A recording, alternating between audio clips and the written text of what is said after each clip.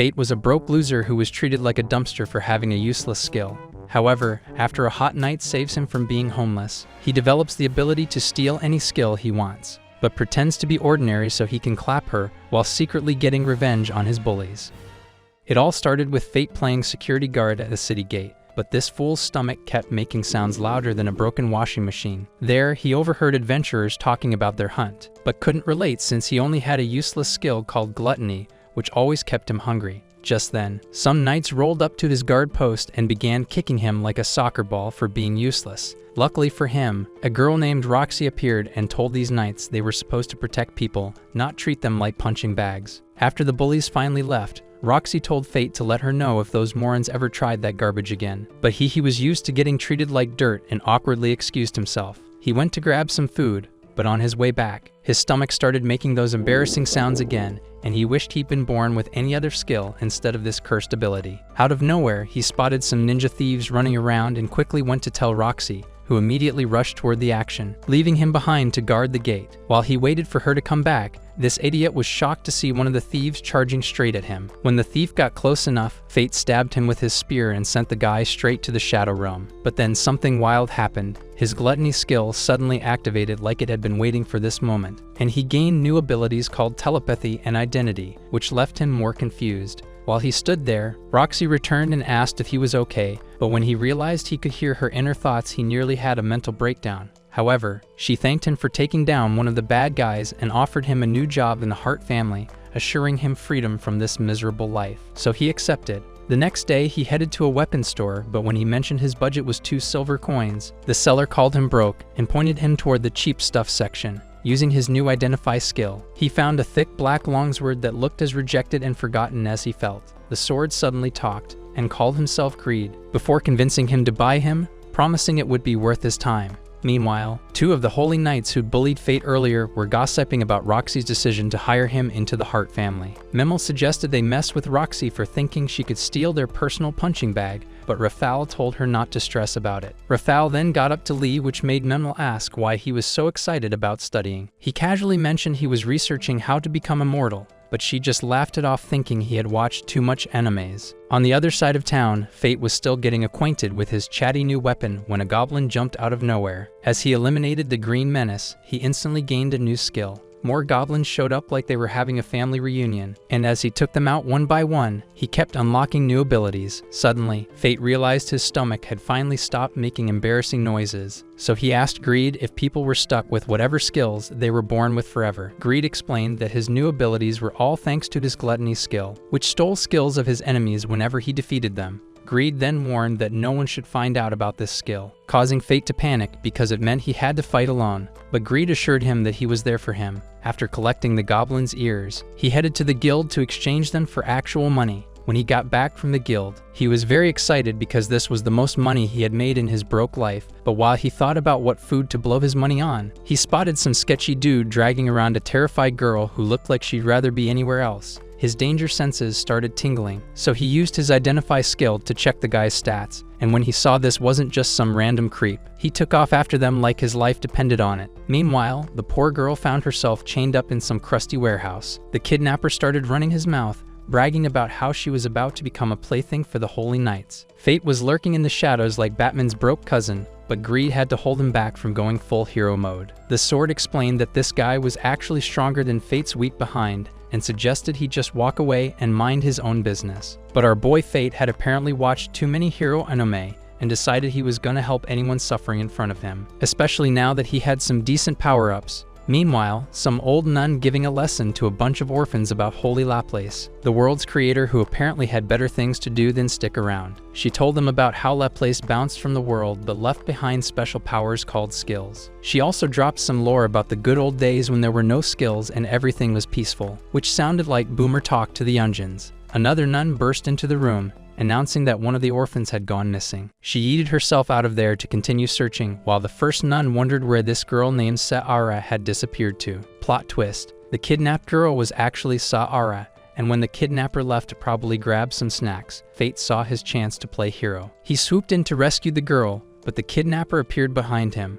The creep called Fate foolish and told him he had zero chance of winning, which was basically asking to get proven wrong by anime logic. Fate wanted to get the girl to safety but was standing there. Greed, being the voice of reason for once, told him to step back, use the kidnapper's overconfidence against him, and wait for the perfect moment to strike. He tried to escape with Sahara, but they ended up at a dead end because apparently Fate's navigation skills were as bad as his luck used to be. Left with no choice, Fate launched a surprise attack, and as the kidnapper prepared to use his skill, Greed told his host to go full aggressive mode and strike head-on. Fate charged and delivered a hit that actually connected. The defeated kidnapper was now at Fate's mercy, but when our boy demanded answers, the guy refused to talk. So Fate decided to get creative with some enhanced interrogation techniques until the kidnapper finally spilled that some dude named Hado had ordered the kidnapping. After all that action, Sahara's stomach decided to make its presence known with some aggressive growling, so Fate took her to grab some food before returning her to the orphanage. The girl thanked him, and Fate was genuinely shocked because it was literally the first time anyone had shown him gratitude. He approached Sahara and dropped some wisdom his father had given him, but which he'd been too dense to understand before. No matter how rough life gets, if you can laugh it off, you'll eventually find happiness. On the way back, Greed congratulated Fate on unlocking his first technical skill, the one-handed sword technique, which was basically a cheat code that let him attack twice in one strike. Fate thought he'd just gotten lucky against the kidnapper and was determined to get stronger so he wouldn't have to rely on Arang in future fights. The next day, Fate rolled up to the Hart family estate where Roxy greeted him at the gate, and he nearly had a system error from how good she looked. She took him to her recently deceased father's grave, revealing that he'd been isekai 5 days ago in Galia. Apparently, Galia was a continent overrun by monsters, and it was the Holy Knight's job to keep them in check like some kind of supernatural pest control service. Roxy explained that this duty had fallen to the Hart family this year, but unfortunately, a divine dragon had decided to end its 1,000-year Netflix binge and wiped out the entire group led by her father. She told him she was now the head of the house and was looking forward to working with him. As they were about to shake hands, Fate remembered his telepathy would activate, so he pointed at some random person instead. They met the chief maid, Haru, who reminded Fate to act like a proper servant and not embarrass the Hart family name. A week passed with Fate grinding through the hardest labor. He was chatting with other servants when his stomach started making sounds that shocked everyone since they'd literally just finished lunch. Roxy called for him, but his stomach kept performing its aggressive symphony, and even Fate was confused about why he was turning into a walking black hole. Roxy tried to have a normal conversation with him, but all he could think about was why he was so hungry he could probably eat a whole cow. She snapped him back to reality, and they bonded over their dead fathers who'd both been monster chow.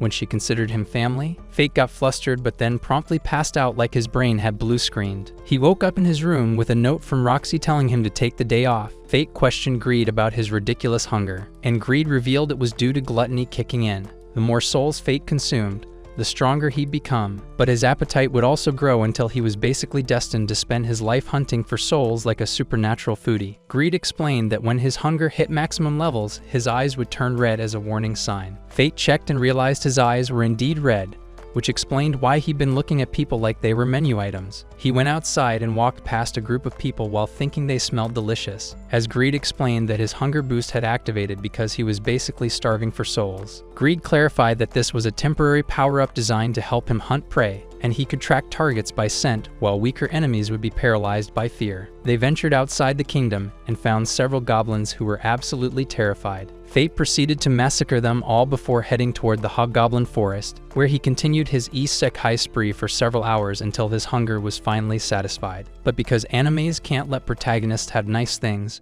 a Goblin King appeared out of nowhere and using his identify skill. He realized that their stats were almost equal, but the Goblin King had a health regeneration skill. Fate went after the boss monster and was disgusted to see it devouring a human. He launched a surprise attack that sliced off its arm, and the fight continued with Fate mostly dodging attacks. Greed told him to stop being passive and go on the offensive, so Fate charged in and somehow managed to overpower the boss before landing the finishing blow. His stats increased significantly, and he gained the health regeneration skill. Greed revealed that with Fate's current stats, he could unlock Greed's first evolution in exchange for all his accumulated power. Greed explained that the first level would give him new functions, but Fate was shocked to learn he'd have to sacrifice every stack he'd gained since they met. Greed dropped the ultimatum that Fate would lose the right to wield him if he didn't unlock this upgrade, so Fate reluctantly agreed to the trade. He began the process and felt his power draining away as Greed transformed into a magic bow that looked way cooler than his sword form. Greed informed him that there was a goblin watching them and taught him how to use the bow,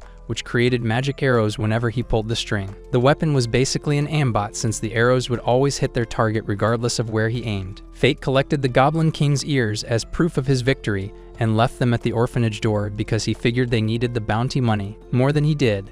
The next day, Fate intercepted what he thought was some random intruder trying to break into their spot, but plot twist, it was actually Roxy cosplaying as a broke peasant. She dragged Fate along for her little undercover boss episode, and during their stroll to town, she asked to peep his sword. Bro immediately started sweating bullets, probably thinking she'd discover his weapon was suspicious. When the sword slipped from his butterfingers, Roxy caught it. Thankfully for Fate's anxiety levels, she didn't notice anything weird about it and just told him his blade needed some serious TLC. She promised to hook him up with the Hart family's blacksmith. They finally rolled up to the town and posted up at some market stall when the entire crowd suddenly turned into mannequins. A holy night was approaching, and everyone acted like the Grim Reaper himself had just clocked in for work. Right on cue, Fate's stomach decided to throw its own little concert, growling loud enough and pissing off the holy knight something fierce. The armored psychopath tried to stomp on Fate, but Roxy jumped in faster than a mom protecting her jit from a flying baseball. Now everyone was staring at Roxy harder than paparazzi at a celebrity wedding, trying to figure out if this budget-dressed girl was actually the real Roxy. Greed whispered that they pretend to be a couple so nobody would suspect. Roxy overheard this mastermind plan when Fate responded to his invisible sword buddy and decided to roll with it. They started acting all lovey-dovey, convincing the crowd that there was no way this random conner chick could be their precious Roxy. While everyone was distracted by their Oscar-worthy performance, the fake couple slipped away and ducked into a corner to catch their breath. Fate's mind-reading powers picked up on Roxy's internal monologue about her heart doing backflips because this was apparently her first time playing. Arm candy with any dude, she snapped back to mission mode and decided they needed to keep moving before someone figured out their little charade. As they wandered around, they caught wind of some juicy gossip about a massacre of dead goblins that had been discovered recently. The rumor mill was spinning tales about some wandering monster going full psycho mode, but nobody could explain why someone had been generous enough to donate all those goblin ears to the orphanage in the slums. Roxy got curious about this mysterious monster situation and asked Fate to escort her to wherever the local warriors like to hang out and compare war stories. Fate led her to the neighborhood bar, where the bartender spilled some tea about a warrior who basically hit the lottery when he stumbled across a mountain of goblin corpses with their ears still perfectly attached. Roxy theorized that some out-of-town monster had probably crashed the local goblin party, while the bartender started crying about his business going down the drain. Apparently, merchants were too spooked to travel through goblin plains anymore because nobody wanted to risk becoming monster food. Some old geezer wandered into the bar and decided to join their little detective circle, dropping the bombshell that the mystery killer was actually a lich. He explained that this was exactly why the Holy Knights were handling the situation personally instead of letting some random adventurers play hero. A group of warriors burst through the door and immediately started hitting on Roxy, probably thinking she was just some cute peasant girl they could impress. Roxy gave one of them what she thought was a gentle little push, but the dude went flying across the room. The warriors' brains started working overtime as they realized only someone with Holy Knight level strength could send a grown man into orbit with a love tap. Roxy finally dropped her disguise, and the warriors immediately switched to panic mode, trying to throw all their money at her. She shut down their pathetic bribery attempt and gave them a whole inspirational speech about her dream world where commoners and holy knights could actually hang out without anyone getting their face rearranged. They made their way to the blacksmith, who worked his magic on Greed until the sword looked fresher than a newly minted coin. While they toured the town, Roxy explained that she'd been completely in the dark about the monster hunt because the Vlerix family had decided to keep her out of the loop. Meanwhile, Hado, who was clutching some random jit and spinning a story about how he was just being a good Samaritan by taking this lost youngin under his protection. Fate wasn't buying this obvious kidnapping setup and snatched the boy away faster than a protective parent. While Roxy announced they'd be handling the situation from here, Roxy confronted Raphael about being left out of the monster hunting committee meeting, and he served up some weak excuse about not wanting to bother her while she was supposedly busy mourning her dead father. The Vlerix crew decided to bounce while Fate and Roxy play family reunion coordinators, helping the Jit find his mom and get his happy ending. Back at home base, Fate cornered Greed for some advice on how to go monster hunting without Roxy figuring out he was moonlighting as a vigilant. The next day, Greed dropped some knowledge about perception warping masks that would basically give Fate a whole new face to anyone who looked at him. Meanwhile, in some sketchy back room that looked like a villain's lair, Raphael had gathered his knights, discussing their upcoming field trip to Gallia. Sometime later, a squad of warriors stumbled across another goblin graveyard and looked up to see what they probably thought was the Angel of Death himself, a lich chilling on top of a mountain of corpses. The terrified warriors took one look at this nightmare fuel, screamed something about a corpse, and ran away faster than dudes fleeing a haunted house. The next day, Roxy rolled up to Fate and dropped the bombshell that she had a secret mission for him. They hopped into a carriage and cruised through the Hart family's vineyard, eventually pulling up to their destination where Roxy's mom, Aisha, was waiting at the door. Roxy introduced Fate as her latest employee acquisition, and Aisha immediately went full interrogation mode, asking Fate if he had the hots for her daughter. Both of them turned redder than ripe tomatoes before Aisha clarified that she just wanted his professional opinion on Roxy as a boss. Fate delivered some next-level devotion by declaring he'd serve her until his dying breath, which left Roxy looking like someone had just professed their undying love in the middle of a Walmart, so she dipped in embarrassment. Fate found himself playing farmhand with the other servants, harvesting grapes while they gave him the full historical rundown about how the lords had been personally babying this land for generations. Everyone was practically glowing with pride about helping their noble overlords. One servant casually mentioned that hunting season was about to kick off because kobolds always crashed the harvest party looking for free meals. Fate's stomach decided to throw its own little tantrum again, while Greed explained that his gluttony was getting pickier than a food critic. Apparently, goblin souls were no longer cutting it for his increasingly demanding appetite. On the journey home, Fate spotted some mysterious chick wielding an axe that looked like it could split a mountain in half. As she strolled past, Fate nearly had a heart attack when he realized she had the same creepy red eyes as him. He tried to run his little stat-checking ability on her, but it came up with nothing. The girl gave him a quick look and mentioned something about being too early, which left Fate more confused than a tourist without GPS. She told him he could have dibs on the kobolds, but that he now owed her big time, promising they'd meet again. Roxy caught up and pointed out that the mystery girl was a galleon, which apparently was a bigger deal than spotting a unicorn. She explained that Galleon used to be some military powerhouse 1,000 years ago, but when the monster apocalypse hit, their entire nation got wiped off the map. Seeing a survivor was like finding a living dinosaur. As they headed back, Fate started worrying about Roxy going monster hunting solo, but she brushed off his concerns, reminding him that she'd have backup and that playing monster exterminator was literally in her job description as a holy knight. The next day, everyone was playing hide and seek in the bushes, preparing to hunt some kobolds, when a massive monster decided to crash their little party uninvited. Fate's mouth started watering like he was staring at a 5-star meal, but Greed knew they had a serious problem because Fate was basically one step away from going full feral mode from starvation. Fate panicked about Roxy witnessing his monster appetite and quickly checked the beast's stats. Discovering it was a level 50 nightmare with numbers that would make a calculator cry. This thing was called a crown beast, and Greed explained it was basically a monster born from pure accumulated rage. They retreated to the village where everyone started losing their minds, because they knew they stood about as much chance as a snowball in Hades. But Roxy managed to calm the crowd down with some motivational speech about how she personally sent this monster to the Shadow Realm. She announced they'd return the next day for round 2, while Greed privately noted they were all basically signing their death certificates. However, Fate was not going to let Roxy become Monster Chow, so he decided to go full lone wolf and handle this himself. That night, he discovered the Crown Beast had a whole kobold fan club surrounding it,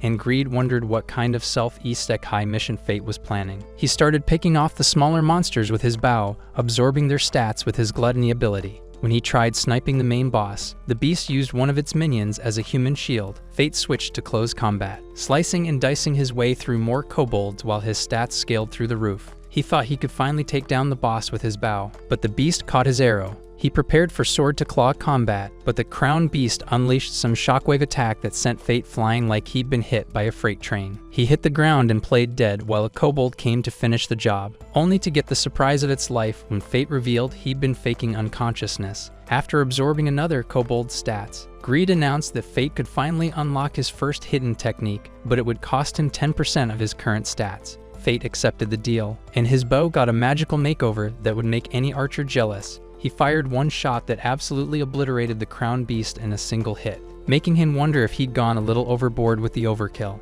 His gluttony skill activated, but instead of feeling satisfied, Fate experienced pain that felt like someone was rearranging his internal organs with a rusty spoon. Greed explained this was his first time consuming a premium soul, and warned him that losing control would make his previous starvation state look like a minor inconvenience. Fate tried to tough it out, but the agony was so intense he ended up screaming. The next day, the warriors arrived at what looked like a supernatural crime scene and started theorizing about magic arrows being responsible for the massacre. Roxy was there too, wondering who could possibly have enough firepower to turn a mini army into monster confetti. She remembered the mysterious axe girl from before and figured she must have been the one behind this one-woman apocalypse. Roxy told Fate she was ready to head back to the capital, while Aisha noticed how her daughter's face lit up brighter than a Christmas tree whenever she talked to him. Later, Aisha pulled Fate aside for a heart-to-heart, telling him to always have Roxy's back and take care of her. She explained that prestige and authority meant absolutely nothing compared to his desire to help Roxy,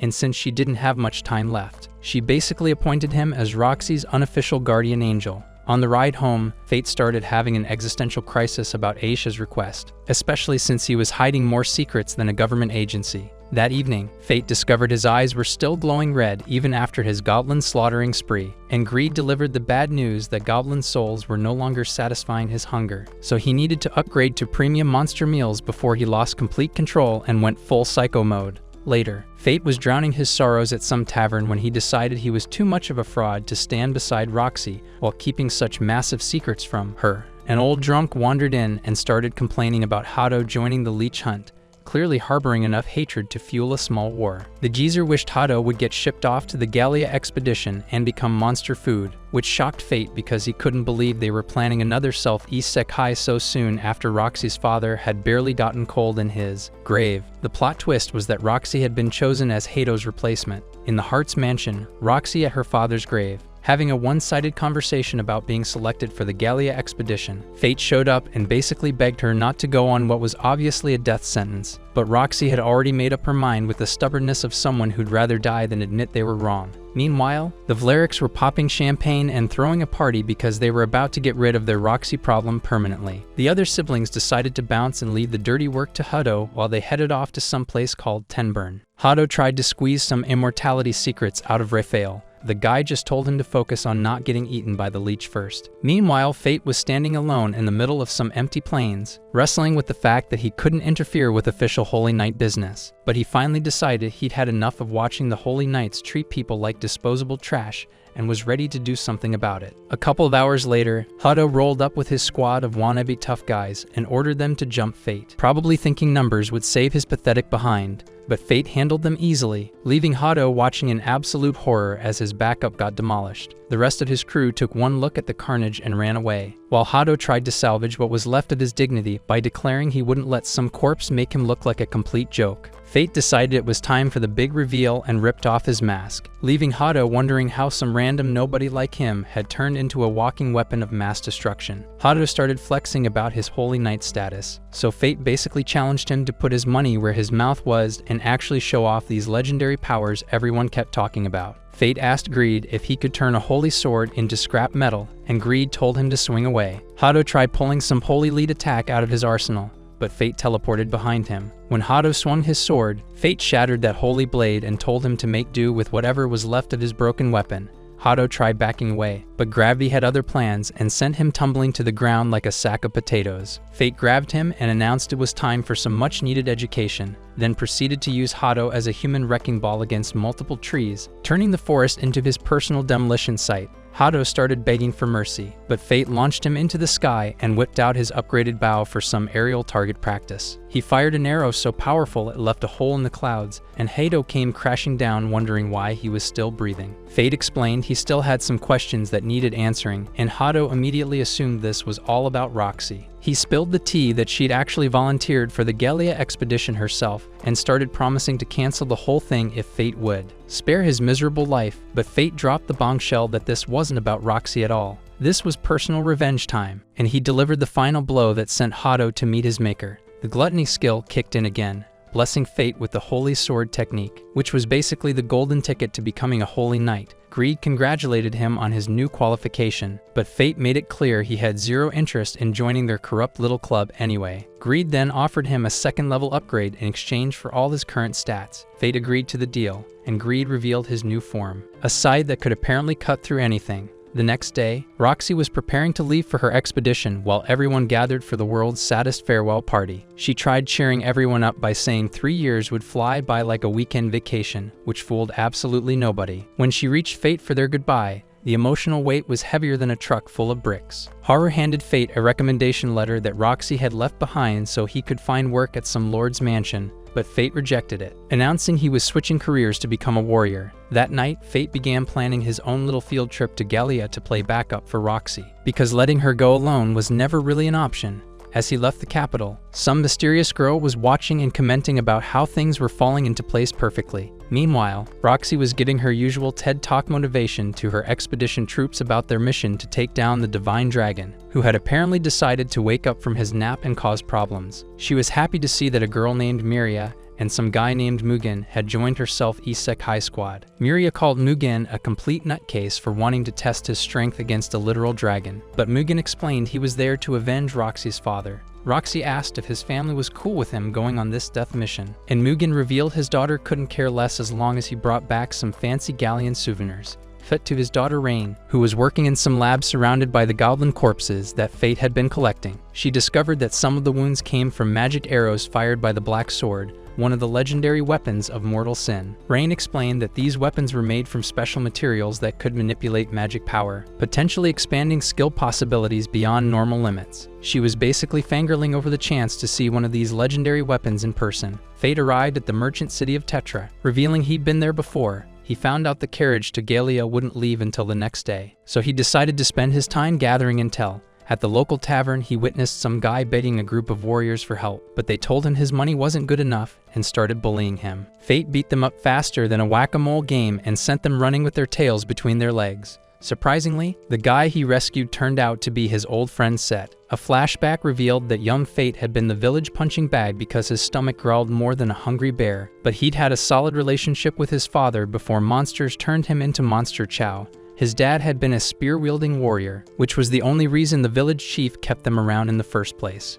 After his father's death, nobody wanted to deal with Fate, so the village chief basically told him to get lost and never come back. Back in the present, Set was begging Fate for help, but Fate wasn't feeling particularly charitable since Set was the village chief's son, the same chief who kicked him out like yesterday's garbage. He only agreed to help because his gluttony needed feeding, and the monsters attacking the village sounded like an all-you-can-eat buffet. They arrived at the village where the chief was less than thrilled to see Set had brought back the weakling he'd exiled years ago. Set tried vouching for Fate's strength after witnessing him demolish those warriors, but the chief wasn't buying it for a second. The villagers started panicking about screams coming from the nearby forest, convinced the monsters were closing in, and the chief suggested using Fate as monster bait to buy them some time. At Set's house, Set opened up about his wife getting isekai'd by monsters and how he regretted spending years thinking his father was always right. He explained how becoming a father had finally made him grow a brain and realize his dad was basically a terrible person. He told Fate the monsters had shown up about a month ago, and according to witnesses, these things could fly, which was apparently a new and terrifying development for the locals. Fate's stomach decided to throw another concert, so Set went to grab him some food. Greed said their enemies were gargoyles. He explained that gargoyles like to spy on humans first to learn how they act before attacking with a big group. Set's daughter offered Fate some candy, which he ate without thinking twice. He immediately collapsed like someone had unplugged his power cord, leaving Set and his daughter wondering what the heck just happened. The little girl revealed he'd just eaten the special candy Grandpa had given her, and Greed realized the village chief had actually poisoned Fate because he was serious about using him as monster food. Set tried waking him up while the gargoyles started approaching the village. The gargoyles decided to throw their own little housewarming party by setting the entire village on fire and turning the locals into their personal all-you-can-eat buffet. Fate was still knocked out cold from the poison, so Set whipped up an antidote to bring his friend back from the dead. When Fate finally came to, he realized they were in the middle of monster apocalypse and rushed outside to find the village looking like it had been through a blender. He checked the gargoyles' stats and discovered these flying nightmares had a fireball skill that basically turned them into aerial flamethrowers. Greed transformed into his scythe form just as the gargoyles decided to combine their powers, preparing to launch a massive fireball that could probably level a city block. But Fate threw his weapon, slicing through their attack and chasing down down the gargoyles, wiping them out in one clean sweep. His scythe boomeranged back to him, and he absorbed the fireball skill. The pack leader decided to make its grand entrance like it was the ultimate final boss, so Fate scanned its stats and found out this boss had both the fireball skill and fire resistance, making it the equivalent of a flying tank. Greed predicted it would try close-range fireball spam, so when the gargoyle charged at Fate, he delivered a devastating slash that cut it in half, sending it straight to monster heaven. The next day revealed that the village had been completely erased from existence, like it never existed. Fate used his identify skill and discovered the soil was more toxic than a Twitter comment section, meaning nothing would ever grow there again. Set wondered why Fate was wasting his talents on the warrior life when he could make bank with his identify ability, but Fate explained he didn't have the luxury of choice in his career path. Set started feeling guilty about the whole poisoning incident and asked Fate to punch him as punishment. Fate tried throwing what he thought was a gentle love tap, but knocked Set to the ground, making him realize his strength had reached superhuman levels. He told Set to take care of his daughter, and they said their goodbyes. Later, Fate was riding shotgun in a carriage while some nervous guy reminded him that he was being paid to play bodyguard. A group of bandits decided to set up a roadblock, causing the guy to panic and beg Fate for protection. But before the bandits could even finish their threatening speeches, they got blown away by a mysterious girl who reminded Fate that he still owed her for the kobold situation. The carriage driver let her hop aboard, but the moment she climbed in, the whole thing tipped over. She told her weapon, Sloth, to return to normal weight, which fixed the balance problem instantly. Fate realized she could manipulate her weapon's weight, and the girl revealed she knew about his abilities because she wasn't so different. She also had a deadly sin skill. She introduced herself as Mine of Wrath, and her stomach immediately started growling. Fate offered her some food, but she devoured everything, leaving him with absolutely nothing. They rolled into the town of Lanchester, where some girl was trying to enter the gate but got welcomed by a ghost committee instead, causing her to scream for help. A guy named Rudolph showed up playing hero, defeating the ghosts and introducing himself as the Lord of Lanchester. Fate learned that Roxy's expedition would be hitting this town soon, and he was about to collect his bodyguard paycheck when Mine snatched it, claiming she deserved the money since she handled the bandits. However, she immediately passed out, so Fate ended up carrying her around town. While wandering around, he noticed everyone had weird symbols branded on their necks like they were part of some cult. Greed theorized that the symbols represented social classes and figured the people must really love Rudolph to let him mark them like cattle. But the reality was that Rudolph was executing his own men for failing to properly advertise his family's greatness, and the townspeople were only obeying him because the alternative was becoming monster food themselves. At the hotel, Greed revealed he knew Mine personally, and that sloth was another weapon of mortal sin. He explained that deadly sin skills were created by defying the divine Laplace system, and gluttony had the potential to completely break the normal leveling system because it could literally consume souls for power. Fate complained that his hunger was basically unsatisfiable, seeing it as punishment for his soul-eating lifestyle, and wondered why he'd been cursed with gluttony since it forced him to keep slaying just to stay alive. Greed warned him not to let his emotions run wild because gluttony could take over if his mental state got too weak, explaining that the secret to controlling his hunger was maintaining a state of near starvation while hunting regularly. He advised Fate to feed gluttony gradually instead of trying to satisfy it all at once. Just then, Sandman appeared out of nowhere, so Fate equipped his bow and cast fireball on his arrow before firing it, instantly vaporizing the monster. Meanwhile, Mine woke up from her power nap and grabbed some food while learning about a creature called the sand golem that was terrorizing the town with a bounty of 100 gold on its head. Fate continued his Sandman hunting spree when he sensed something much more powerful approaching. Realizing it was time for the main course of his monster buffet, he found a group of warriors getting absolutely demolished by the sand golem and decided to crash their party, announcing he'd handle the situation. He checked the beast's stats and discovered it had sandstorm abilities, basically making it a living natural disaster. He immediately fired a flame arrow and charged in for close combat, but the monster pushed him back when it activated its sandstorm skill, turning the battlefield into a miniature desert apocalypse. Fate transformed his weapon into scythe mode and launched an attack that overpowered the sandstorm and destroyed the monster's body. The creature's core tried making a sneaky escape by hiding in the sand, but Fate switched back to bow mode and fired an arrow that chased the core, destroying it in an explosion. The next day, Fate collected his 100 gold bounty for the sand golem takedown, but Rudolph suddenly appeared and demanded that Fate serve him, explaining that refusal wasn't an option because his word was law. Mine stepped up and declared that Fate belonged to her, but Rudolph dismissed her as just some random jit. However, that was a big mistake because the random jit hit him so hard he went flying out of the room, and Fate realized they just made themselves public enemy number 1. He quickly told Mine they needed to get out of town before things got even worse. They hopped back on the carriage while Fate wondered why Mine ate like she was preparing for hibernation, and she explained that anger burned calories faster than a marathon runner on steroids. When he pointed out that despite her massive appetite, she wasn't growing an inch, especially in the important places, she got so upset that she activated sloth and almost turned the carriage into expensive firewood. While the owner tried fixing their transportation disaster, Fate wandered into a nearby village, and Greed noted the area was crawling with monsters, but figured someone was playing supernatural pest control. He met the village chief named Aaron, who turned out to be a holy knight.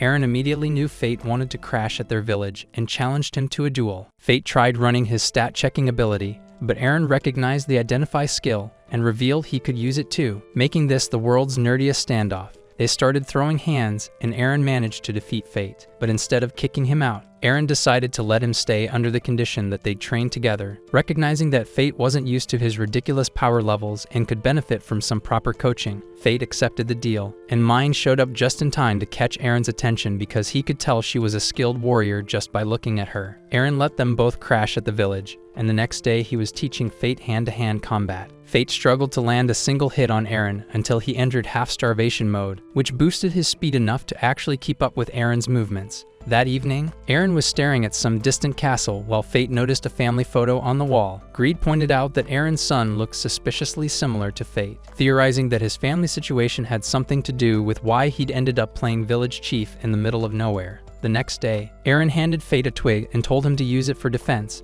then charged at him with a real sword. But Fate predicted the sword's movement and let the twig slide along the blade, deflecting the attack. Aaron was genuinely impressed, saying Fate had improved faster than expected. Later, Fate announced they'd be leaving the next day and thanked Aaron for not taking him out during training. He noticed Mine was too busy demolishing her dinner to pay attention, and she revealed she couldn't actually taste any of her food. Greed explained this was her punishment for having the wrath skill. Aaron kept staring at that castle, and finally revealed it used to belong to him. He explained that while he was away handling business, monsters had attacked his home. His son Luke had tried his best to defend everyone, but ended up getting isekai'd in the process. A leech lore had taken over the castle, and Aaron knew his family was still trapped inside like prisoners. Fate started considering a rescue mission, and Aaron decided to join him because sitting around feeling guilty wasn't working out. Mine agreed to protect the village in their absence, but only if they paid her 50 gold. They made their way to the castle where Fate shot a skeleton and turned it into stone, revealing he'd combined Sandstorm with his arrow to create a petrification attack.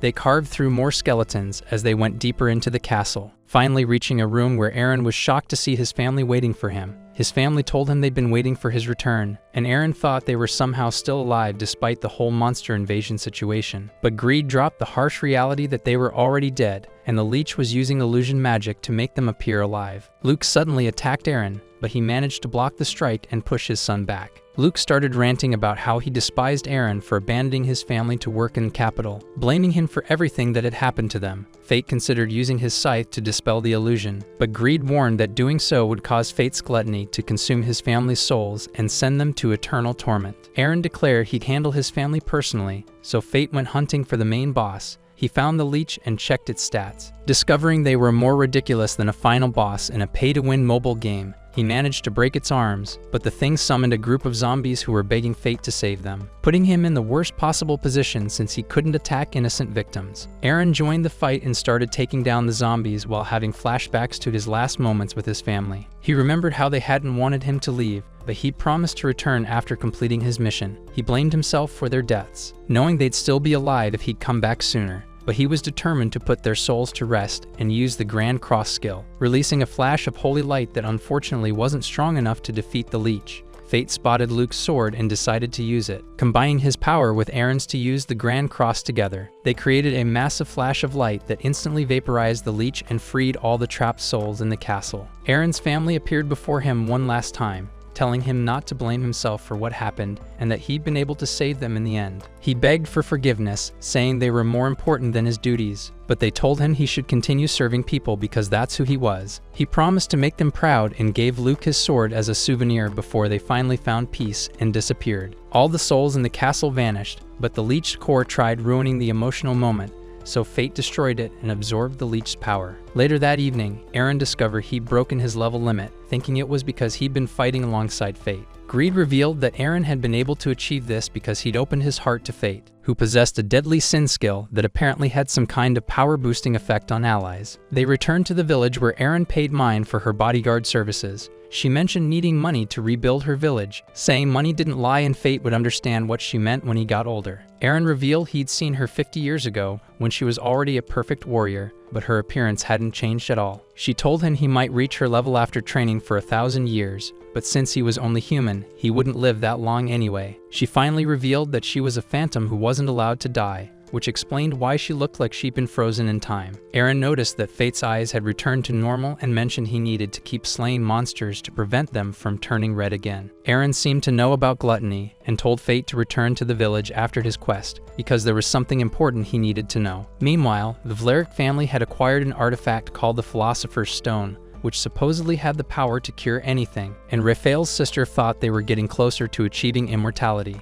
A servant delivered a report about Hado getting Hide by corpse, mentioning that corpse wasn't actually a monster but a warrior. Raphael wondered who this mysterious guy was and started planning revenge for his fallen brother. Fate and Mine kept traveling together, while Fate made his usual commentary about her bottomless pit of an appetite. But she actually shared some food with him this time before using his lap as her personal pillow for nap time. He tried getting some intel about her from Greed, but the weapon kept playing mysterious and told him he'd have to figure it out himself. Meanwhile, Roxy's expedition rolled up to Aaron's castle and were absolutely stunned that someone had already taken out the leech that was supposed to be there. Problem: Aaron greeted them, and Mugen paid his respects like he was meeting royalty.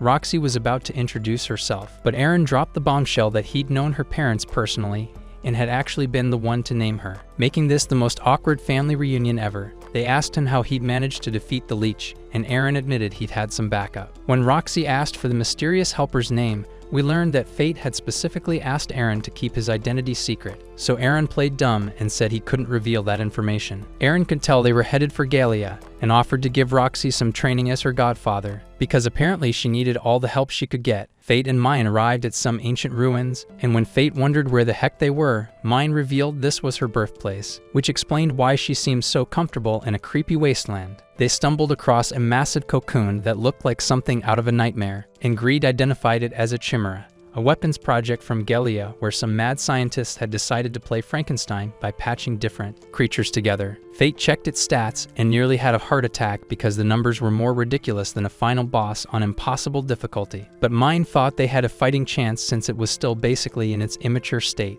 She told him it was payback time, revealing that the thing couldn't die as long as its soul remained intact. Fate realized she wanted him to use his gluttony skill to literally eat its soul. Mine launched an attack on the cocoon, revealing the chimera inside, but there was a girl at its core. Fate didn't want to consume a human soul, but Mine told him it was just a monster wearing human skin like a creepy costume. The chimera decided to redecorate the battlefield by launching an attack that created a wave of lava, but Mine managed to stop it before they all became barbecue.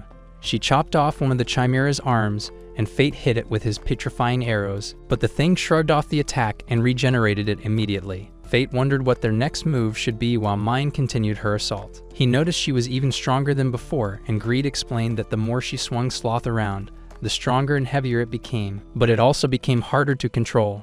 Unfortunately, their attacks weren't enough, and the creature started evolving. Mine told Fate to back off, but this reminded him of Roxy always having to save him, and he realized he was tired of being the damsel in distress. He refused to sit on the sidelines and activated his half-starvation mode. Seeing this, Mine warned him it was dangerous, but he ignored her concerns and sacrificed 10% of his stats to fire an upgraded petrification shot. Mine activated Sloth and knocked the chimera down, but the thing suddenly used a barrier skill to protect itself, so Fate switched to a more powerful black scythe to cut through its defenses. It pushed him back, but Greed told him to target the mana flow, which was its weakest point. This allowed him to shatter the barrier, causing the girl inside to cry out in pain. The chimera decided to try the aerial escape route and started flying away while Fate was reaching his physical limits. Mine told him to hop on her axe, and she launched him into the sky. Greed announced that Fate could now use the second stage of his ultimate attack at the cost of 20% of his stats. and Fate agreed to the upgrade despite the massive price tag. But as he got closer, the chimera trapped him in its barrier and prepared to turn them both into crispy critters. However, Fate delivered the finishing blow by stabbing the girl, which triggered his telepathy skill and gave him an unwanted front row seat to her tragic backstory. He discovered she'd known Mine in the past, and when his gluttony skill activated, instead of his usual excitement, he just felt her overwhelming loneliness. Greed explained this was because she was one of his kind, making the whole situation even more depressing. Later, they were standing at the girl's grave while Fate asked Mine how she'd known the victim. Mine said it was ancient history, but explained that once people became chimeras, they had to be put down or they'd just cause more suffering for everyone else. Fate started worrying that the same thing could happen to him and asked Mine to isekai him if he ever stopped being himself. Mine hugged him but agreed to grant his request if he ever went berserk. Afterward, Fate prepared to head for Babylon, but Mine intended to rebuild her village instead of continuing their buddy cop adventure. However, she had a feeling he'd be dead before they met again. Fate had unlocked Greed's new form, which was a magic shield, but Mine called him an idiot for resetting his stats in such a dangerous place. So Fate begged her to help him hunt monsters so he could regain his power levels before she abandoned him. They ended up going their separate ways, and Fate made it to the city of Babylon, a fortress that stood between the kingdom and Galia. Fate started looking for the gate, but Greed told him he was going the wrong direction, revealing he'd visited before with his previous wielder. When Fate asked about them, Greed explained they'd also had a deadly sin skill, but hadn't survived very long, which was about as reassuring as a life insurance salesman at a funeral. When they got inside the city, Fate couldn't believe how expensive everything was compared to the capital. But suddenly there was an announcement that the new lord had arrived, and people were getting excited to see Roxy like she was some kind of celebrity. While that went on, Fate suddenly sensed a strange presence lurking around, and it became clear that someone was planning to turn Roxy's welcome party into a funeral. The city of Babylon turned out to be a magnet for criminals because apparently their rap sheets would get wiped clean if they could prove they weren't completely useless in a fight. Fate figured the soldiers needed all the help they could get, making this the perfect place for someone with his particular skill set to blend in. Meanwhile, Roxy was meeting with Holy Knight Alistair, who was basically the head honcho running Babylon's operations. He revealed he'd been there when her father got isekai'd and was carrying around guilt heavier than a truck full of bricks for failing to protect him. But Roxy told him not to worry about it and promised to help him fight monsters, because she was too nice for her own good. Fate spotted a fancy scabbard in a shop window, and Greed told him to buy it. He met the shopkeeper, Jade, and asked about the item, but Jade explained it was just for display and offered to create a custom one for Fate's sword. When Fate showed him Greed, Jade's eyes lit up like he was looking at the Holy Grail, saying he could craft a scabbard for 500 gold. But Fate's wallet was emptier than a politician's promises, so he had to leave while complaining about how everything in this city was overpriced. A group of warriors started calling out to him and were about to invite him to join their party, but after taking one look at his sorry appearance, they decided he looked too weak to be worth their time and walked away. While hunting monsters, Fate noticed something floating in the air, and Greed warned him that the spores in the area were toxic enough to make breathing a health hazard. He encountered a group of orcs and prepared for battle, but the same warriors from earlier showed up and started stealing his isekai wins. Fate spotted another group of orcs approaching and realized they were planning to surround the warriors, so he charged in like a one-man cavalry. When they fired arrows at him, he whipped out Greed's new magic shield form and destroyed the projectiles like they were made of paper. Greed bragged that he could withstand any attack in shield mode and told Fate to rush the orcs, so he dashed forward, blocking their attacks while ramming his shield into them and taking them all out. After the fight, Fate was surprised that his gluttony skill wasn't acting up, since he usually struggled after consuming multiple souls. He figured his training with Aaron must have helped him get better control over his supernatural appetite. He headed to the exchange to sell his loot, but the warriors accused him of theft, claiming all the goods belonged to them. He told them to back off, but they kept pestering him and threatening to Unilev him, so he beat them up like they were practice dummies. He received 100 gold for his haul, and right then Roxy walked into the room asking if he was responsible for the mess. He explained he'd acted in self-defense, and she felt guilty for being unable to maintain order in her city. Instead of punishing him, she decided to throw the warriors in prison for the night so they could think about their life choices. Miria told Fate to remove his mask, but Roxy said it wasn't necessary. When she asked about his identity, he told her his name was Corpse. She found him strange and advised him to take better care of his appearance because he looked like he'd been living in a dumpster. As he walked around the city, Fate was relieved that Roxy hadn't recognized him, but he started thinking about his appearance and realized he couldn't afford to clean himself up even if he wanted to. That's when Jade approached him, revealing he'd just opened his shop and had a business proposition. Jade took him to his store and explained that he'd heard about what happened at the exchange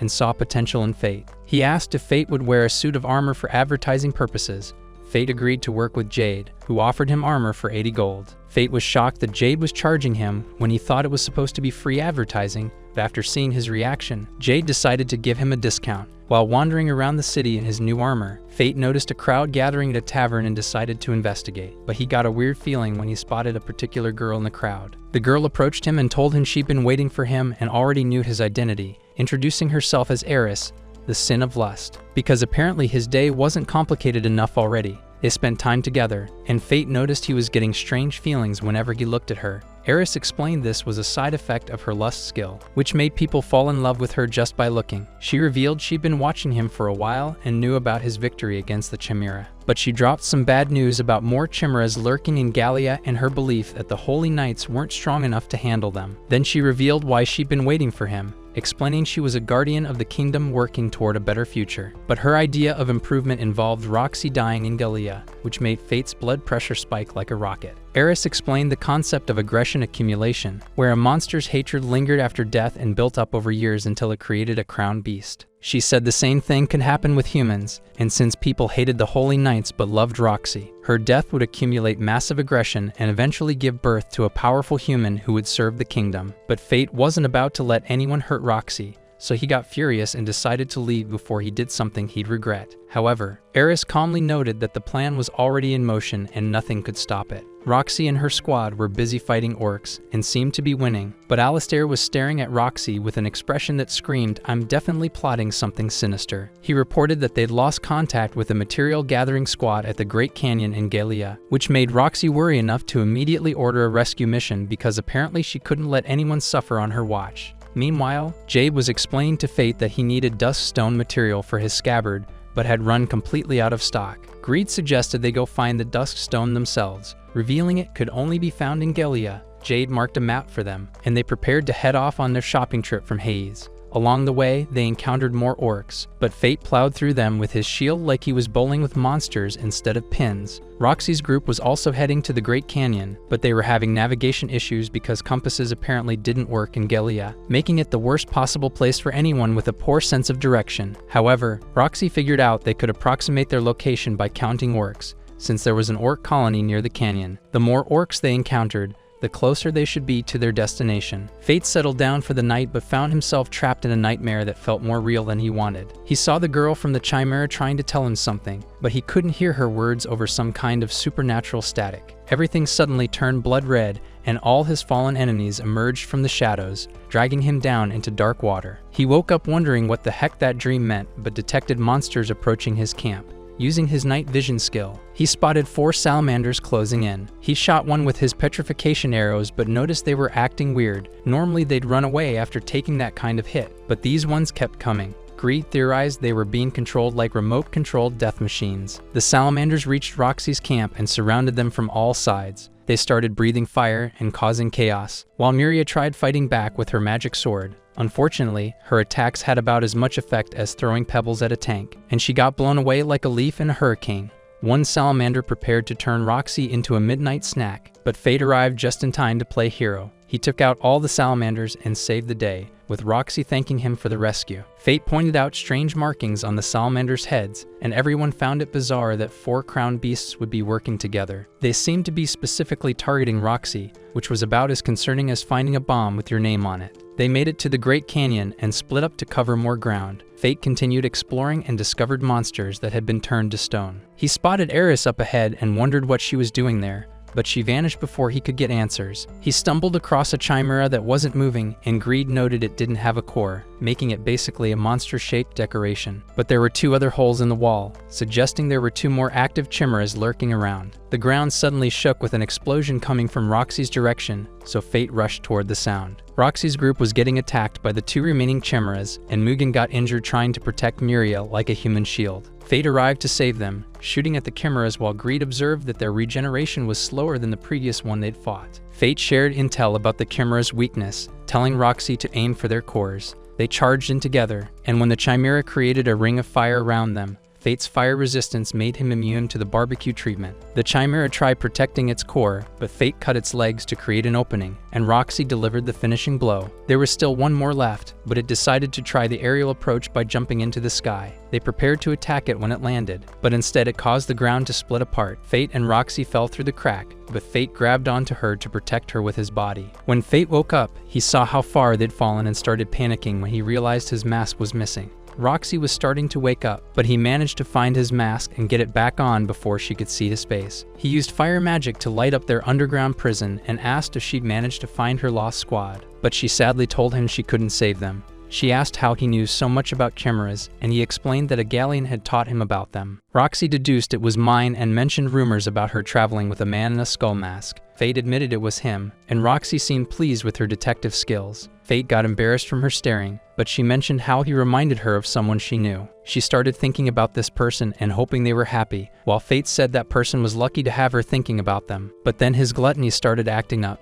and one of his eyes turned red. He didn't want Roxy to see him in monster mode, so he ran away before she could notice. He sensed the remaining chimera was nearby and went to handle it. The chimera emerged for their final boss battle, but Fate attacked its core with his scythe while thinking about how Roxy would look at him if she knew what he really was. He destroyed the chimera but noticed the same markings from the salamanders, confirming that Roxy was being specifically targeted. Greed deduced this had to be Eris's doing because apparently she wasn't content with just threatening Roxy. She was actively trying to unalive her. Roxy caught up with him, and they ended up finding the dusk stone he'd been looking for, making this the only successful shopping trip in the entire dangerous adventure. They returned to the city where Roxy challenged Fate to a duel while Miria accused him of causing trouble around town. He explained he'd just been defending himself since people kept trying to pick fights with him, but Roxy told him she couldn't overlook his actions and suggested he join her army since nobody would mess with them. When he refused her generous offer, she prepared to fight him and told him to draw his sword. He left his sword in its scabbard, making Roxy think he was underestimating her abilities. She warned him she wouldn't hold back, and they started their duel. Fate was confused about why he couldn't overpower her even though his stats were supposedly higher, until he realized her technique was superior to his brute force approach. She managed to land a hit that left a crack in his mask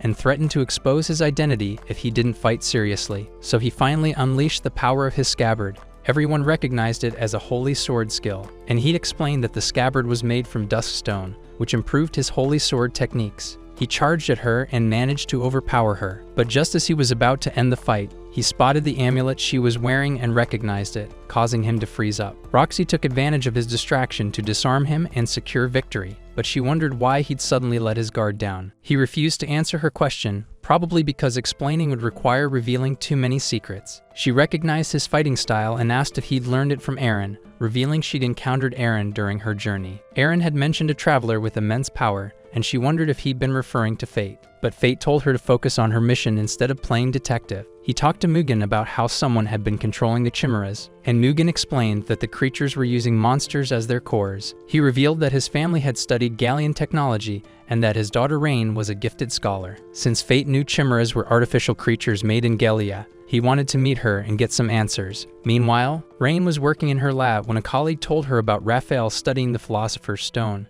She decided to investigate, and while the stone granted extraordinary powers to its wielder, it completely dominated their body. Back to Fate, who was remembering his conversation with Mine about the domain of E, where she told him he wouldn't be able to defeat the divine dragon until he reached that level. He was wondering how he was supposed to achieve that when everyone suddenly heard an alarm. Alistair informed Roxy that monsters were approaching the city, so she gathered her troops and charged at the threat.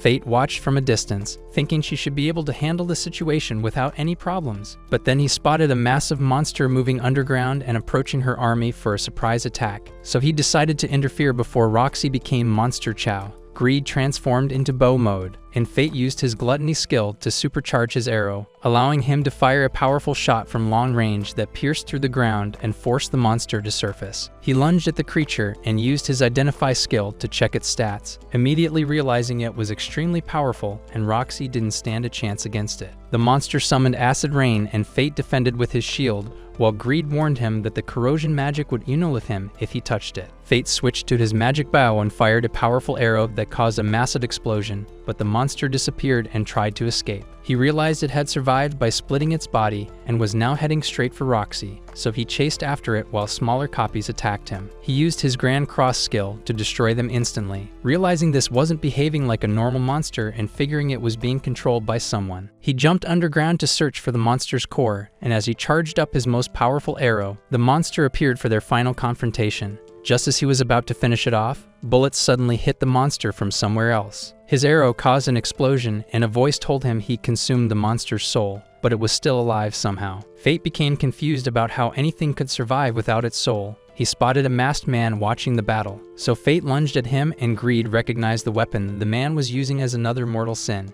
Envy. The monster surrounded Fate while Greed explained it had been hit by a magic bullet that activated its hidden power, allowing it to create copies of its soul like some kind of supernatural backup system. It tried to melt his body with acid, but Fate consumed the monster instead, revealing he'd found a way to counter its corrosion magic. He shot the masked man, but a barrier protected him like he had his own personal force field. Greed explained that Fate's stats had reached their limit, and he'd need to reach the domain of E to go any further. But he was still no match for this guy who was already operating at that level. Fate charged in anyway, and the man blocked his attack before pushing him away like he was swatting a fly. The man used Envy to fire magic bullets, while Fate tried blocking with his shield, but he still felt the force of the attack enough to cough up blood. As the man prepared to finish him off, Fate realized he needed to get stronger immediately or become a casualty. He made a desperate bargain with his gluttony skill, saying he was willing to do whatever it took to break his limit and begging for the power he needed. He reached the domain of E and attacked the man, forcing him to retreat. The man summoned monsters to attack Fate, but Fate told them not to interfere and ran right past them. He continued pursuing the man, dodging magic bullets and creating a smokescreen to mess with his vision. Fate appeared behind him and destroyed his mask, revealing his identity. It turned out to be Alistair, but he didn't seem bothered by being exposed. Alistair played a flute that summoned the divine dragon, because apparently he'd been saving his trump card for last. The dragon headed straight for Roxy, so Fate rushed to reach her while Alistair tried to stop him. Roxy's army was fighting monsters when the divine dragon made its grand entrance. Mugen ordered everyone to retreat, and as the dragon approached Roxy, it fired a powerful energy beam that blew everyone away, but Fate protected her with his shield, and the force of the attack shattered his mask, making him realize he could no longer hide his secret identity from the person he'd been trying to protect all along. Roxy was shocked to see his face and looked absolutely stunned as she stared into his eyes like she was seeing a ghost. He apologized for lying to her all this time but told her to retreat while he bought them some time against the world's angriest dragon. He confronted the beast using his Grand Cross skill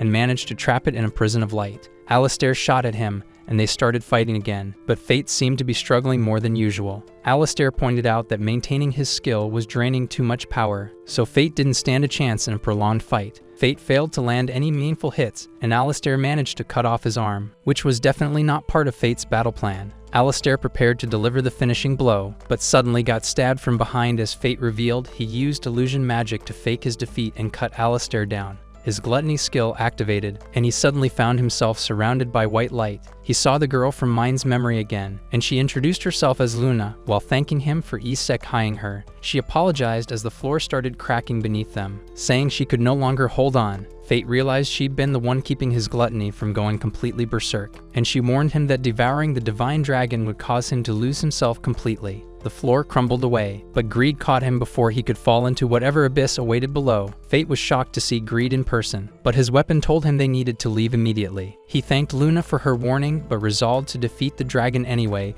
because apparently he was committed to this self-isekai adventure. They made it back outside where the dragon had broken free from his skill. Greed wondered what Fate planned to do with only one arm, but Fate suddenly threw him and charged at the dragon, punching it with his remaining fist before proceeding to slice and dice it. As the dragon fell, it fired an energy blast at him in a last-ditch effort to take him down, but Fate boosted his stats using his overload skill, cut through the blast, and split the dragon in half with one devastating strike. The dragon crashed through the ground while Fate's gluttony devoured its soul. He felt intense pain as his power threatened to consume him completely, and he was about to go berserk and potentially destroy everything around him. But he sacrificed all his stats to unlock Greed's final form, preventing himself from becoming a walking disaster zone. Mine appeared and noted that he'd let his skill consume him, so Fate asked her to finish him off and keep their promise. She prepared to end his suffering, but Roxy suddenly saved him from his own death wish. He told her not to look at him in his monstrous state, but she cried for him, saying she didn't care what kind of power he had and that she liked him for who he was, begging him not to die. Strangely, he felt his gluttony calming down at her words, and Roxy told him to come back with her. He was relieved that she accepted him even after learning the truth about his supernatural curse, and he collapsed in her lap like he'd finally found peace. When Fate woke up, he found himself back in the city after what felt like the worst power nap ever. Eris and Mine visited him and revealed he'd been unconscious for an entire week. Eris handed him Greed, and Fate noticed how dirty his weapon had gotten during his absence. Eris mentioned that Mine had forgotten to bring Greed back, but she'd been busy dealing with Envy and revealed it had mind control powers, meaning Alistair had been manipulated rather than acting on his own evil impulses. Fate wondered what they'd done with Envy since it was supposedly indestructible, and Mine casually revealed she'd just thrown it away somewhere. Eris noted that since their experiment using Roxy to create a crowned human had failed spectacularly, they'd need his help in the future. Fate agreed to cooperate, but only on the condition that she promised to leave Roxy alone, because apparently he'd learned to negotiate even while recovering from near-death experiences.